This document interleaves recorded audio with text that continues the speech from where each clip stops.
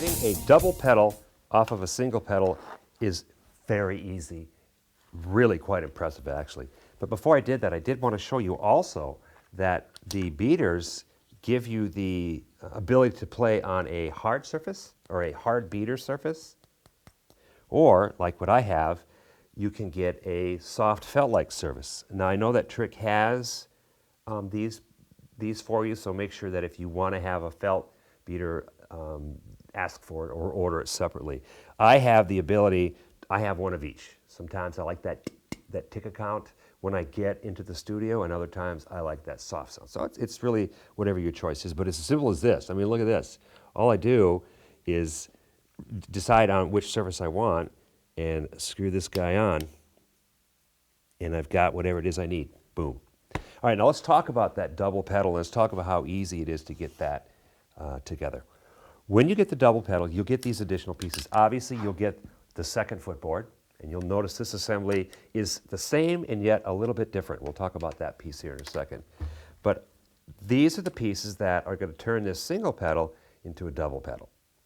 And this is really what, look at this. For those of you who are double bass players who have this long axle rod, this drive, the first thing that we fight with constantly is movement here, is that tick, the loosening, that's what I'm trying to say, the loosening of these U-joints. This design right here, this Helo design, is rock solid, man. This thing does not move. I have had this particular drive shaft for years, and it's solid. Everything that Trick does is manufactured to the nth degree. I mean, this is scientific stuff. All right, first thing I'm going to do, and this is what's really cool about this, is you get this type of key with these double pedals. First thing I do is I get this device. Now you notice I have a second beater. Same features as this one, it's the exact same thing. Notice I have that weight sleeve here, and I have the felt beaters here. I simply take this device, or this part of this device, this assembly, and I'm going to screw it right in there. Here's a cool thing about this. This is done by inside here is your key. So all I have to do is get this thing close. Now this stuff is milled so, look at this, how easy that went in, is milled so tightly, and then I just tighten it with this and boom, out that comes. And now I've got this second slave beater ready to go. But this stuff, I remember the first time I got this pedal, this stuff is milled so tight, so well, that all you have to do is get it like just touching that, and it starts to catch. The threads on this thing are so sharp. Be careful, you can slice carrots, dice, anything you want with these things, because this stuff is sharp.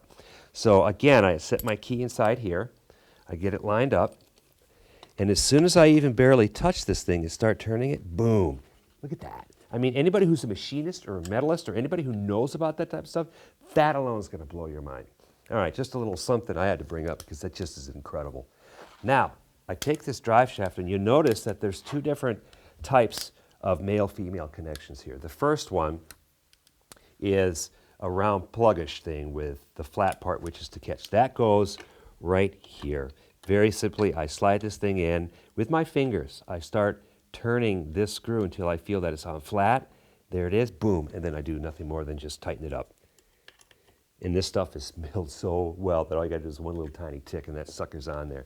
Now the next part is I simply decide how long I want this part to be. Again, it's all milled so smooth and so easily that this thing will fit